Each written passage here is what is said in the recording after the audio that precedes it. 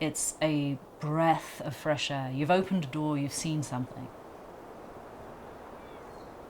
and it's captured you. It stops you breathing for a second. You're experiencing something that's very familiar, but you can't quite put your finger on it, and you don't really know why. That's the moment.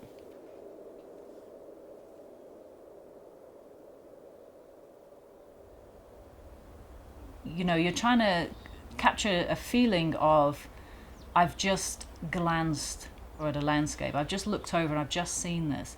So you want it to feel like it just appeared. That is the kind of freshness or the kind of aliveness that you want in the painting.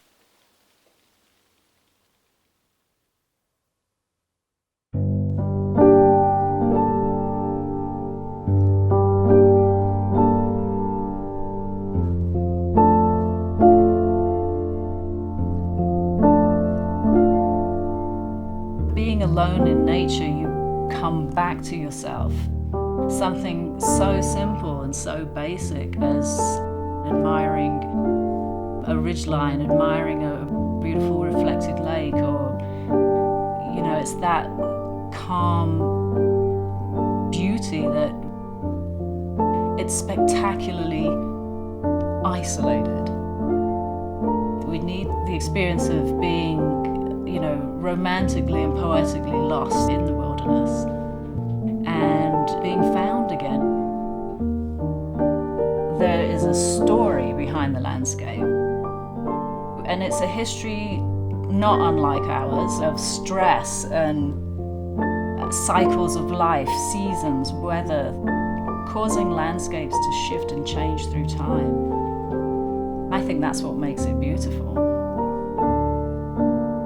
You know, Earth will still be here long after we're gone, so I'm just trying to tell her story as best as I can.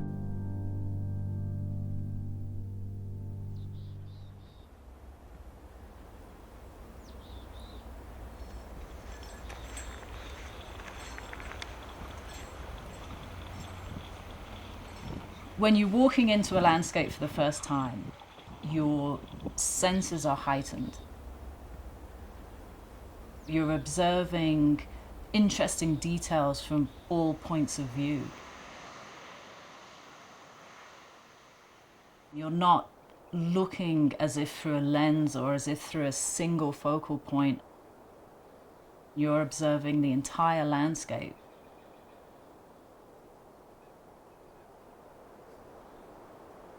In painting, you can describe that sense of perspective because you're not restricted to a single focal point.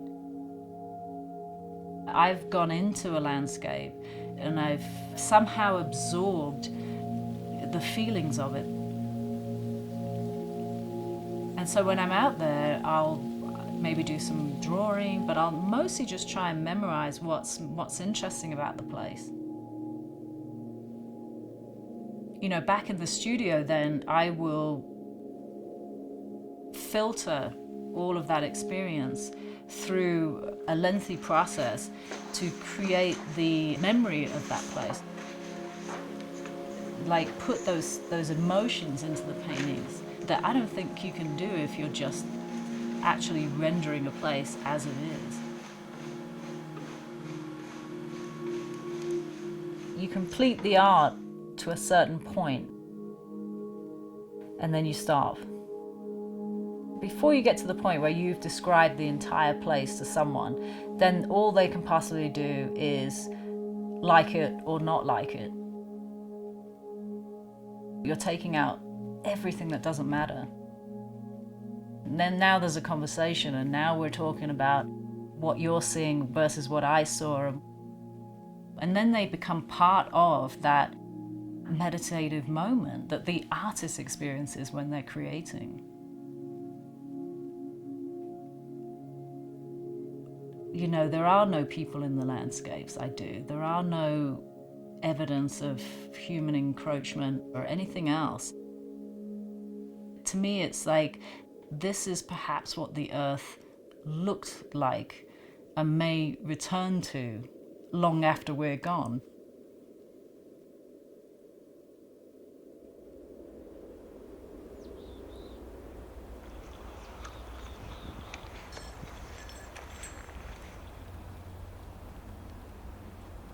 You know, we don't always want all these people around us. You know, we want that connection to our roots, and we want that connection to nature. And it's something deep within our DNA. We want to return to the forest. We want to return to the ocean, the woods. We want to feel in harmony with something. We yearn for that moment that we can climb a mountain and be by ourselves.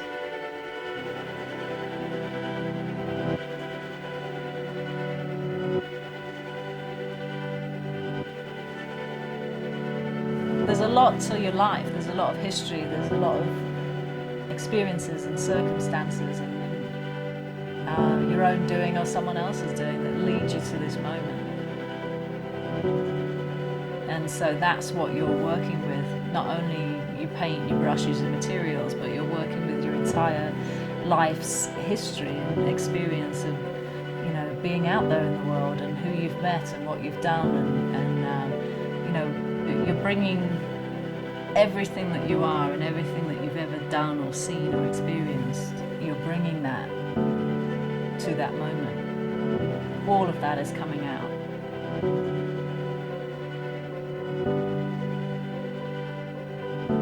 There is a spiritual aspect to the landscape. You know, being out there in the wilderness, you're at one in the world. You are as equal as all the things around you. And so you can sit with yourself and you can feel very peaceful and calm. And you can admire this spectacular landscape and just breathe.